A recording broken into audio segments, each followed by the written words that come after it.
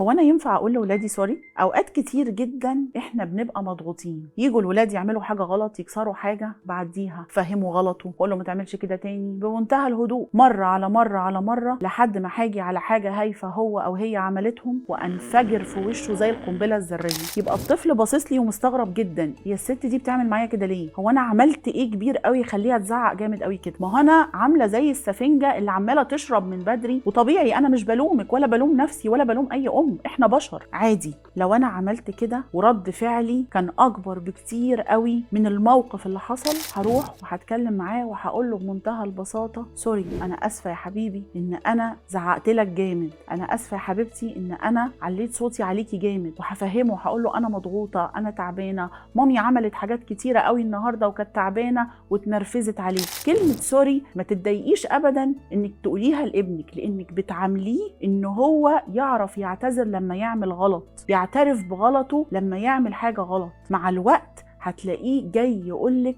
سوري يا مامي لما بيعمل حاجه غلط. ودي من اجمل الحاجات اللي ممكن تعلميها لاولادك، ان هو يعترف بغلطه. It's never too late.